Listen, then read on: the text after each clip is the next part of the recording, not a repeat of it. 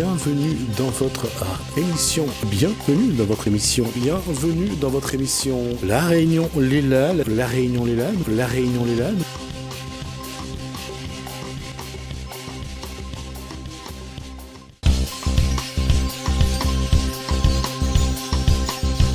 Retour donc sur le plateau. Cette fois-ci, on va parler de livres. On va se mettre un peu à la page avec Gaël Guiton dans Causement Réunionnais.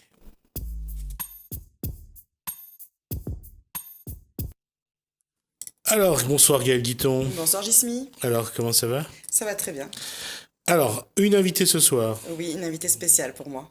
Ah, spéciale pourquoi ? Bonsoir. Spéciale de Marie-Belle, que j'ai rencontrée grâce au livre. J'ai déjà parlé de cette histoire, qui est aussi une auteure, Marie-Anne Joy, et qui est venue me rendre visite à la Réunion. Donc il fallait que je fasse quand même un plateau avec elle.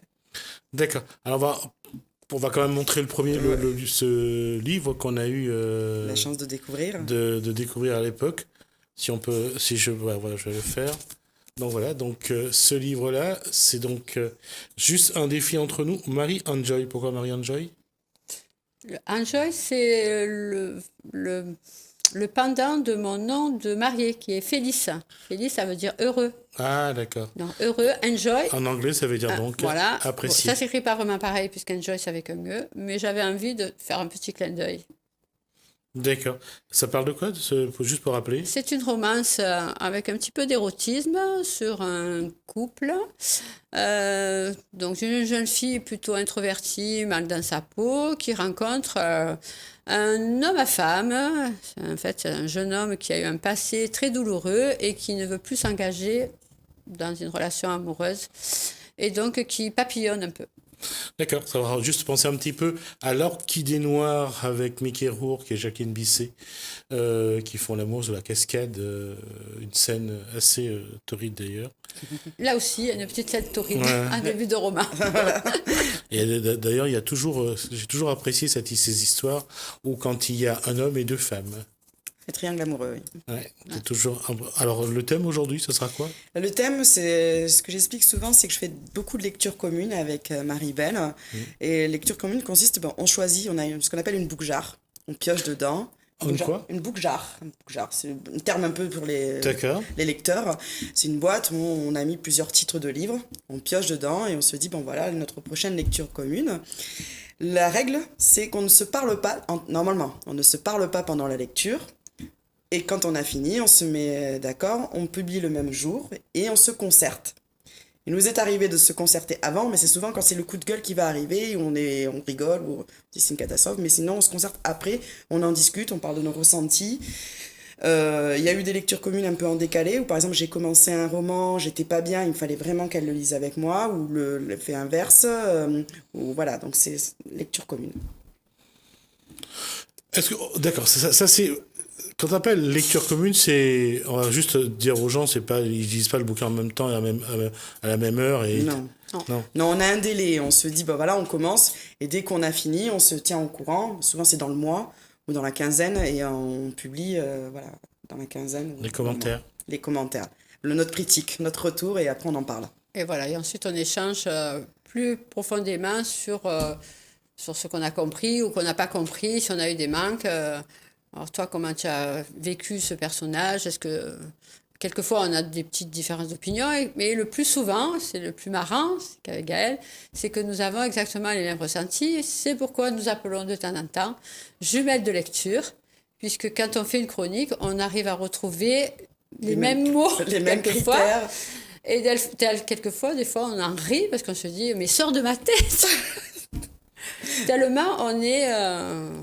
Alors, c'est pas une question de goût littéraire, c'est une question de ressenti sur la lecture qui sont vraiment les mêmes. Il y a quelque chose de fusionnel dans notre façon d'appréhender une lecture. Donc, par rapport au thème, particulièrement.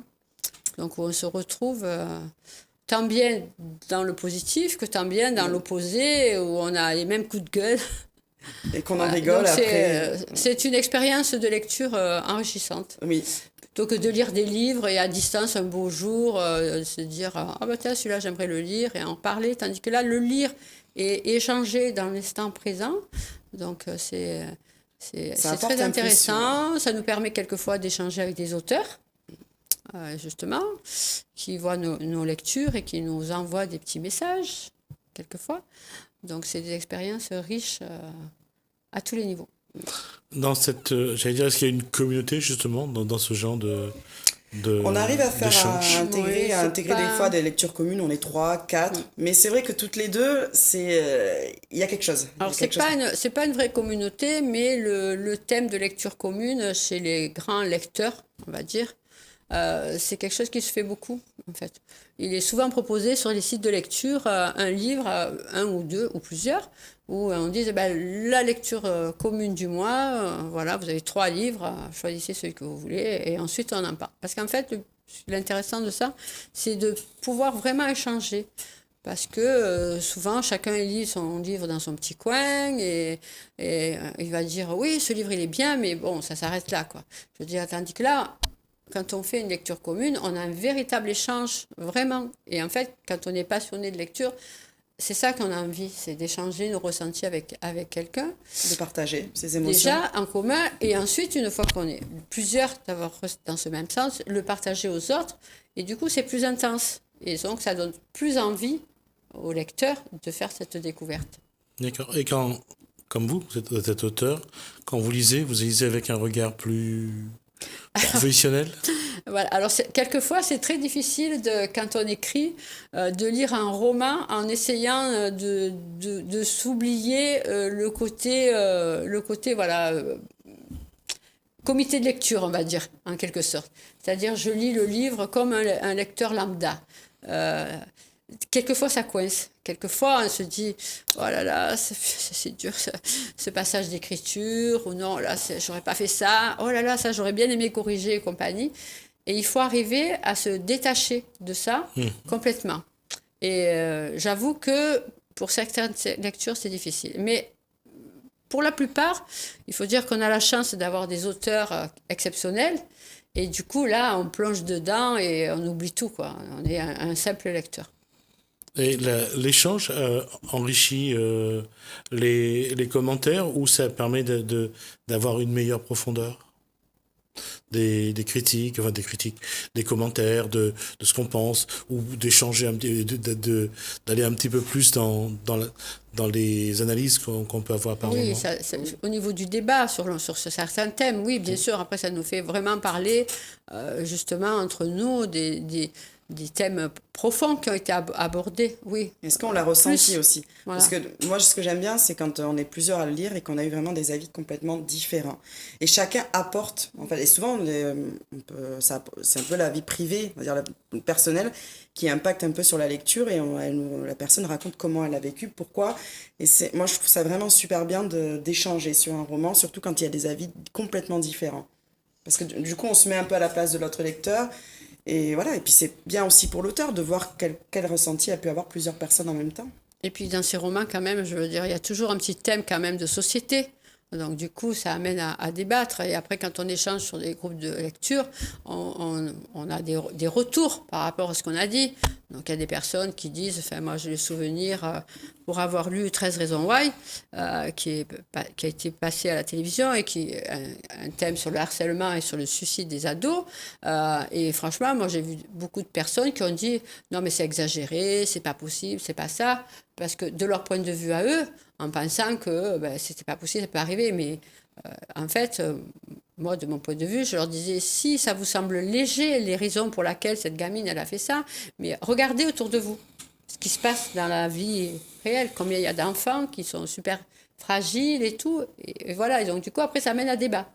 Et c'est ça l'intérêt de la lecture déjà, tout simple. Donc, et après, la lecture commune, et la lecture commune, de se sentir moins seule.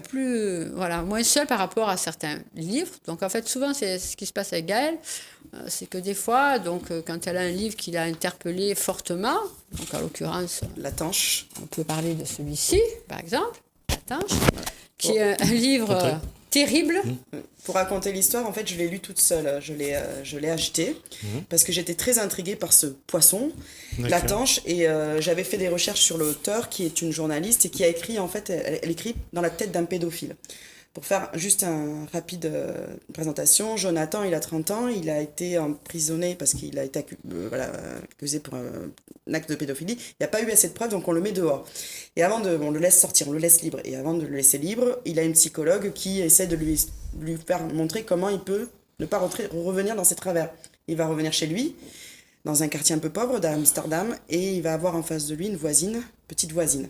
Et ça va être le combat de ce jeune homme. Donc, je ne raconterai pas la suite, et ce roman m'a complètement démolie, en fait. J'étais très mal.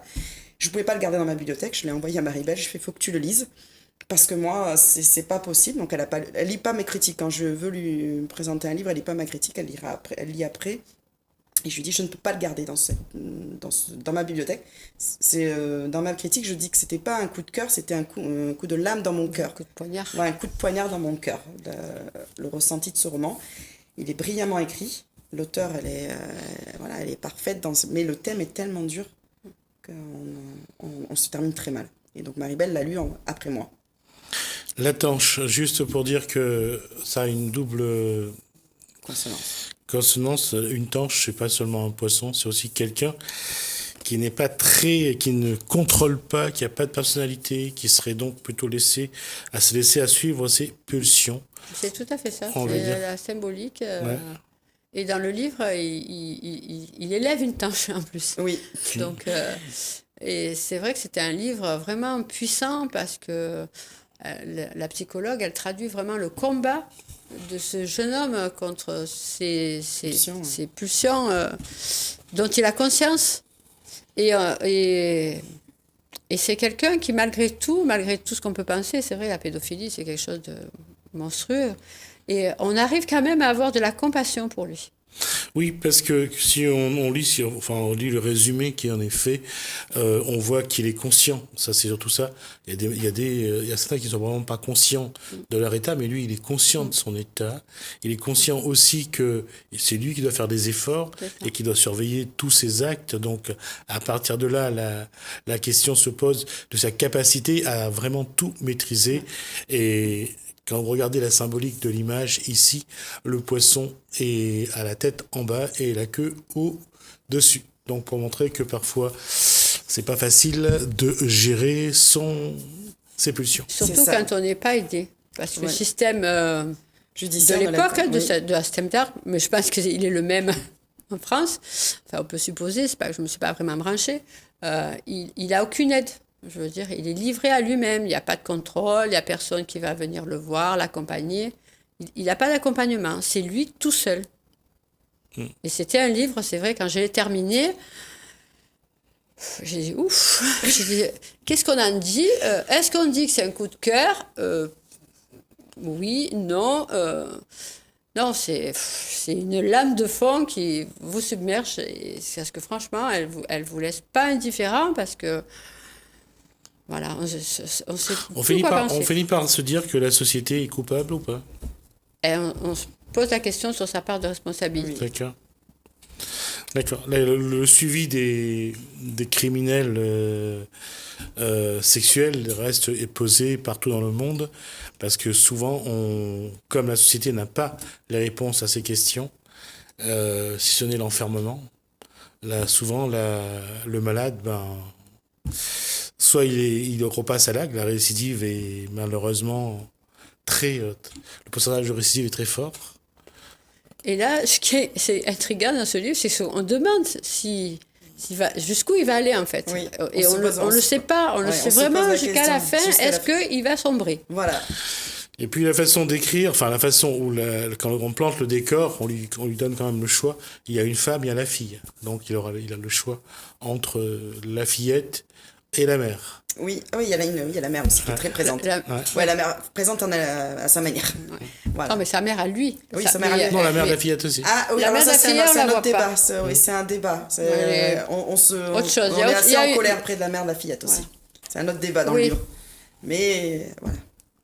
Ça remet en cause beaucoup de choses. C'est la capacité de chaque individu à contrôler sa vie, finalement.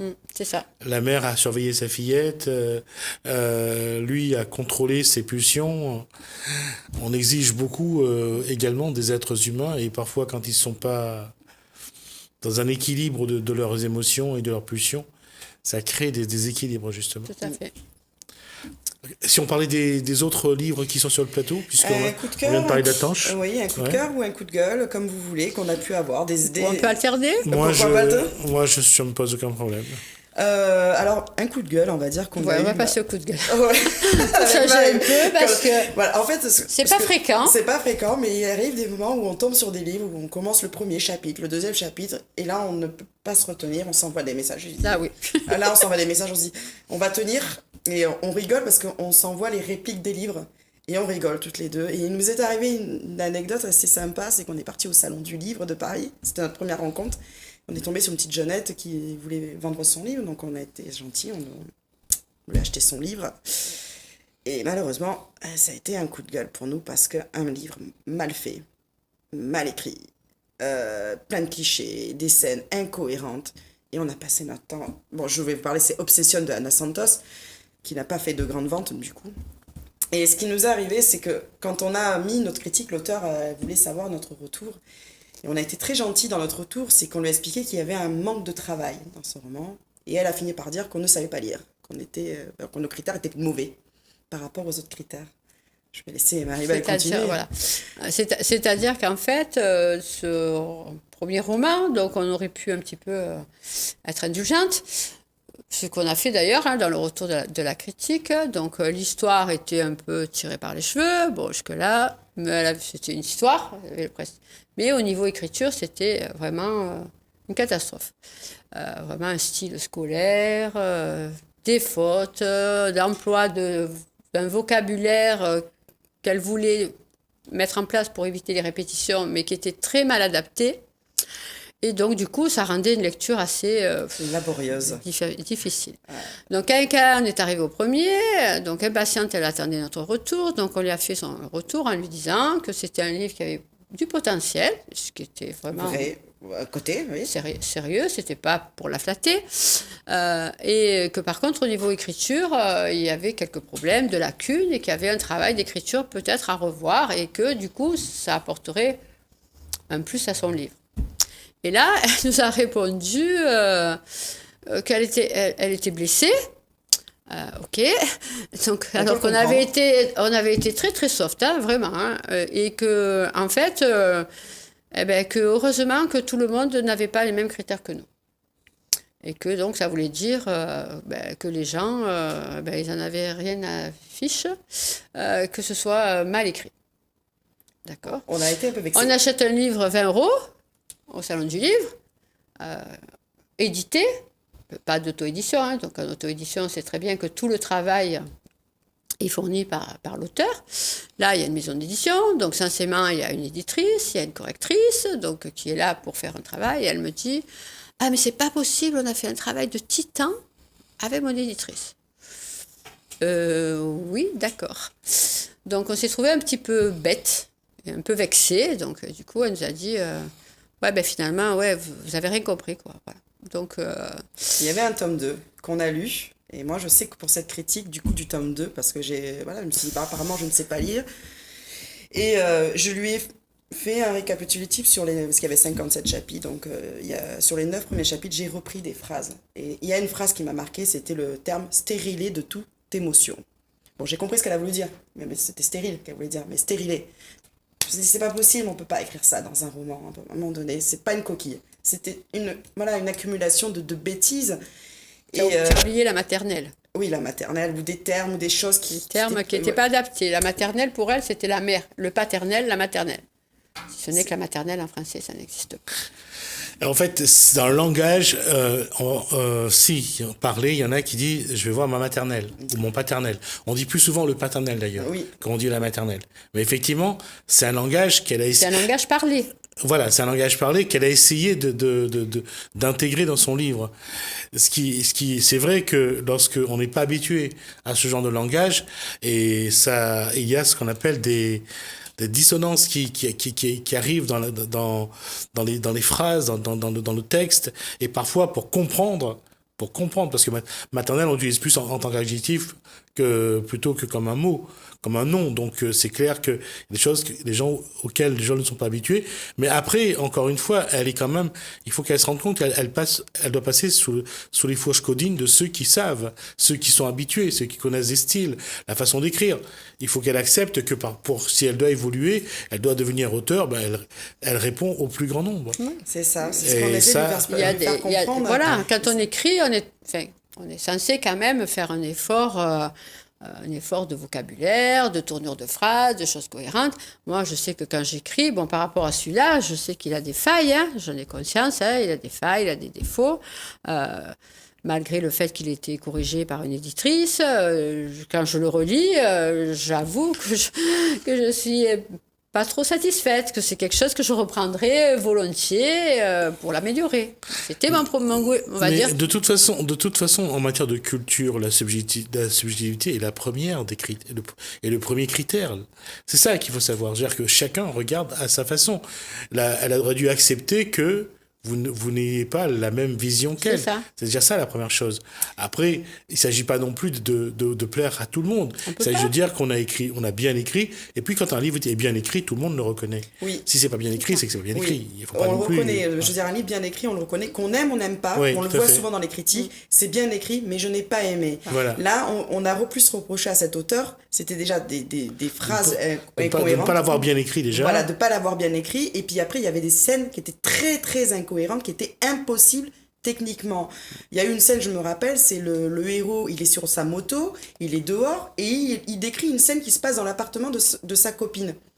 Et je lui ai écrit, je lui ai dit, c'est pas possible. Comment un homme qui est sur une moto peut entendre une conversation qui se passe dans une maison? Non. Je viens de tout accepter en littérature. Mais à un moment donné, il faut être très logique. Alors en lecture, une lecture simpliste, par exemple, un peu scolaire, un peu factuelle, moi, en règle générale, j'aime pas trop. J'aime bien les belles phrases, j'aime bien les beaux mots. Franchement, là, c'est mon... Quand il y a ça, je m'éclate. Mais quand l'histoire est vraiment bien construite, bien menée, il m'arrive que ce style que j'apprécie moyennement, j'arrive complètement à l'occulter. Parce que je suis dans l'histoire à fond, donc le style factuel scolaire, c'est pas grave, j'arrive à l'occulter complètement et j'arrive à aller au bout. Mais quand on a ce genre de style et à côté une histoire un peu bidouillée avec des petits bouts de ficelle et compagnie, j'arrive pas moi, je veux dire, mais je dis pas que c'est mauvais ni rien du tout, je dis j'apprécie pas ça, je veux dire j'apprécie pas ce genre de... Et en retour, on a malheureusement des retours, alors évidemment ça parle pas, ce sont pas des auteurs célèbres, c'est pas un Victor Dixon qui est déjà super connu, ni une Jojo Moyes, ni encore plus une Colline Auvert. Je veux dire, c'est des jeunes qui essayent de se faire leur place. Donc justement, la concurrence est rude. Donc le travail à nous, auteurs, qui essayons de se mettre sur le marché, je veux dire, il est encore plus important à faire pour justement proposer un produit qui va pouvoir faire de la concurrence à un autre auteur, qui va être remarqué et qui va pouvoir progresser et nous faire connaître. Quoique moi, perso, quand j'ai écrit la première fois que je le fais, mon but, c'est de partager mon imagination, mes histoires et compagnie, pas de devenir un Musso ni d'obtenir le Sulitzer. Je m'en fiche. Moi, ce que j'ai envie, c'est que les gens qui lisent ce livre, ils viennent, ils me disent « Oh, j'ai adoré, je me suis régalée, j'ai envie de lire la suite, voilà, tout ça et tout. » Ah là, je suis contente. Il y a une chose aussi qu'il faut dire, c'est que les gens n'apprécient peut-être pas tout de suite un produit qu'on leur propose. Parfois, ils mettent du temps avant de trouver un centre d'intérêt. On le voit pour les films, par exemple. Le film L'été meurtrier, avec Adjani, entre autres, et Alain Souchon. Quand il est sorti, il n'a pas plu. Il a fallu plusieurs années plus tard que les gens se trouvent un intérêt et le film devient un film référence. Oui, mais ça, c'est plus facile parce qu'un film, il passe et repasse. Un roman d'une jeune auteure, s'il ne passe pas le premier cap, Il reste sur une étagère, personne n'en veut. Hein. Oui, d'un jeune auteur, mais si on prend les auteurs comme l'ont été Victor Hugo, Zola ou autres... Mais ils n'ont plus rien à prouver, on va dire. Voilà. Leur livre, ils ont marqué, ils n'ont plus rien à prouver. Comme expliquait Marie-Belle, il y a énormément de concurrence dans le marché du livre. D'autant de la romance. Surtout dans la romance, et ça en devient très mesquin. Nous, on a eu des retours très mesquins parce qu'il faut qu'elles vendent. Malheureusement, si elles veulent sortir un autre livre, il faut qu'elles vendent absolument dès le premier ouvrage. Donc, il y a un matraquage marketing et il y a mais même entre elles, je crois, les auteurs, elles sont ignobles entre elles. C'est vrai, et aussi au cinéma. Oui, au cinéma aussi, oui. C'est vrai également au cinéma. Et on se rend compte que même certains auteurs qui commencent à marcher, donc des jeunes auteurs, elles sont sujettes à ce qu'on appelle des haters sur les réseaux sociaux. Elles se font vraiment insulter.